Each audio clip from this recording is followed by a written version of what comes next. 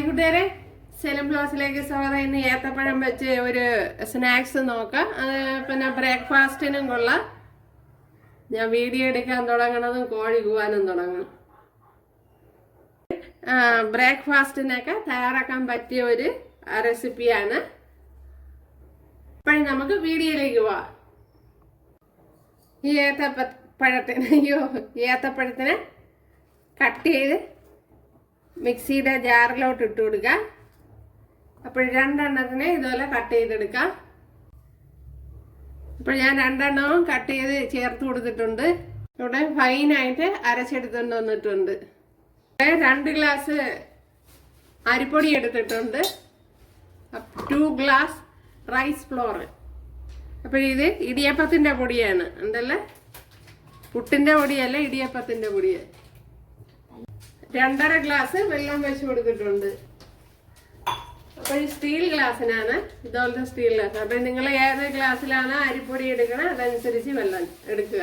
ഞാനിപ്പോൾ 2.5 ഗ്ലാസ് വെള്ളമാണ് ചേർത്ത് കൊടുത്തിട്ടുള്ളത്. ഇതിലേക്ക് കുറച്ച് നെയ്യ് ചേർത്ത് കൊടുക്കുക, ഗീ. ഇതിലേക്ക് ആവശ്യത്തിന് ഉപ്പ് ചേർത്ത് കൊടുക്കുക. വെള്ളം തിളച്ചിട്ടുണ്ട്. അപ്പോൾ ഇതിലേക്ക് നമ്മുടെ മാവ് ചേർത്ത് കൊടുക്കുക.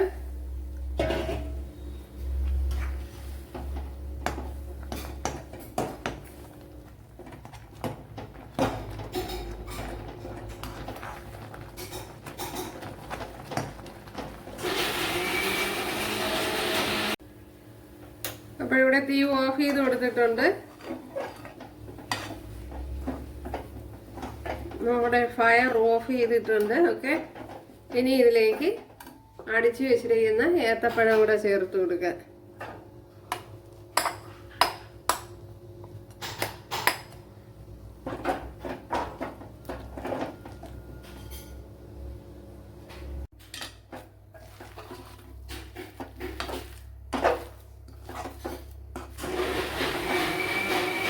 അപ്പോൾ ചെറിയ ചൂടോടുകൂടി തന്നെ ഇത് കുഴച്ചെടുക്കണം. ഇനി എൻ്റെ കൈ ഇതുപോലെ പച്ചവെള്ളത്തിൽ മുക്കി കുഴച്ചെടുക്കണം. ഇതേപോലെ നല്ലതുപോലെ കുഴച്ചെടുക്കണം. ഉണ്ടല്ലേ,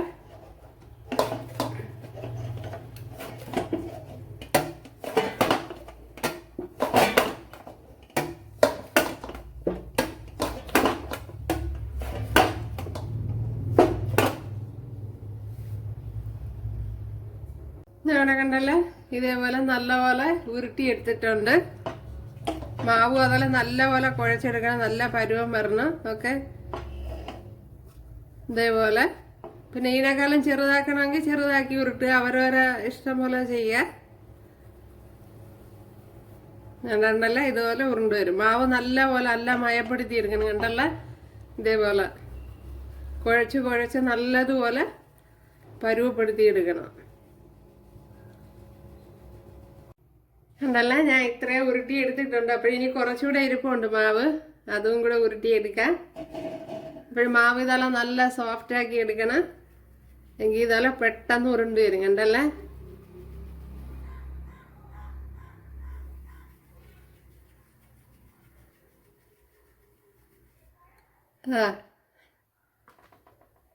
അപ്പോൾ ഇവിടെ ഞാൻ എല്ലാ മാവും ഇതുപോലെ ഉരുട്ടി എടുത്തിട്ടുണ്ട്.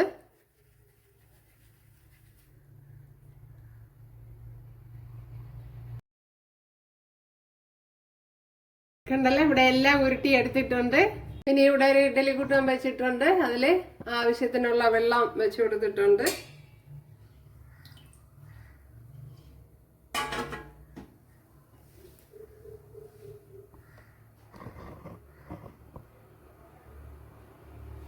ഇവിടെ വെള്ളം തിളച്ചിട്ടുണ്ട്. ഇതിലേക്ക് പറക്കി വെച്ച് കൊടുക്കാം.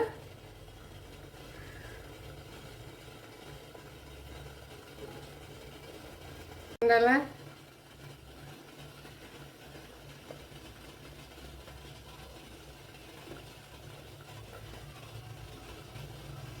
അപ്പോഴെല്ലാം പറക്കി വെച്ചെടുത്തിട്ടുണ്ട്. ഇനി ഒന്ന് അടച്ചു കൊടുക്കുക.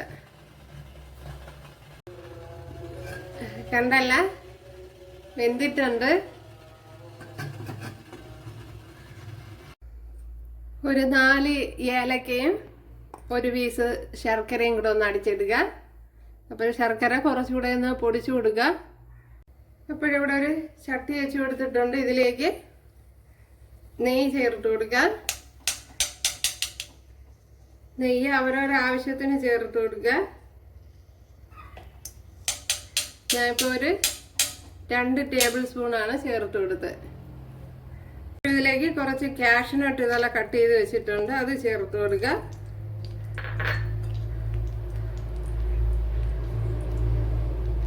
ഇതിലേക്ക് ഇനി ഇത്രയും ശർക്കര ചേർത്ത് കൊടുക്കുക. അതേപോലെ നേരത്തെ അരച്ച് വെച്ചിരുന്ന ഏലക്കായും ശർക്കരയും കൂടെ ചേർത്ത് കൊടുക്കുക. ഒരു ഏലക്ക ഷുഗർ ഇട്ട് വേണമെങ്കിൽ ചതച്ചെടുക്കാം, അതൊക്കെ അവരവരെ ഇഷ്ടം.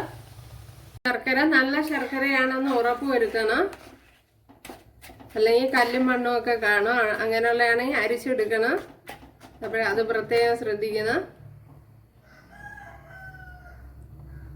ഇതിലേക്ക് ആവശ്യത്തിന് തേങ്ങ ചേർത്ത് കൊടുക്കുക. ഞാനിപ്പോൾ ഒരു 1.5 പിടി തേങ്ങയാണ് ചേർത്ത് കൊടുത്തിട്ടുള്ളത്. അപ്പോൾ അവരവരുടെ ആവശ്യത്തിന് ചേർത്ത് കൊടുക്കുക. ഒരു ശർക്കര നല്ലതുപോലെ ഉരിയതിന് ശേഷമാണ് തേങ്ങ ചേർത്ത് കൊടുത്തത്.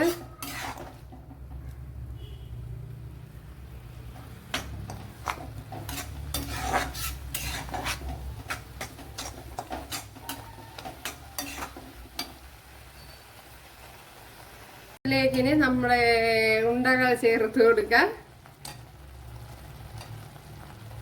തട്ടിക്കൊടുത്താലും മതി. ഇതിപ്പോ നല്ല ചൂടോടെ ഇരിക്കണം കൂട്ടുകാരെ.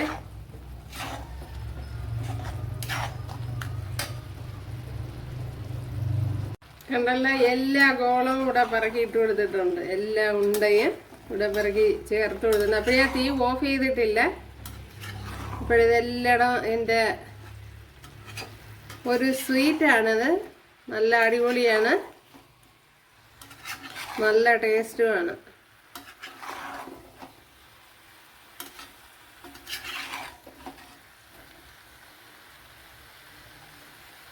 അപ്പോൾ ഇത് തന്നെയാണ് ഇതിൻ്റെ പരുവം. കുറച്ച് ജ്യൂസി ആയിട്ടിരിക്കണം. ഓക്കെ, അപ്പം ഞാൻ ഇപ്പം തീ ഓഫ് ചെയ്തിട്ടുണ്ട്. സൂപ്പർ. കുട്ടികൾക്കൊക്കെ എന്തായാലും ഇഷ്ടപ്പെടും. ഇപ്പോഴും നമുക്ക് ഒരെണ്ണം പൊട്ടിച്ച് നോക്കാം. അയ്യോ, ചൂട് ചൂട്, അടിപൊളി. ദാഹം ഇതുപോലെയാണ് ഇരിക്കുന്നത്, ഒന്നും പറയാനില്ല. ഭയങ്കര ടേസ്റ്റ്.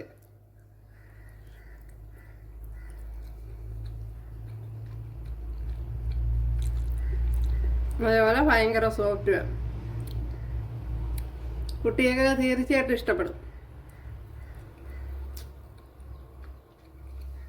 അപ്പോഴെല്ലാവരും ചെയ്ത് നോക്കുക, തീർച്ചയായിട്ടും ഇഷ്ടപ്പെടും.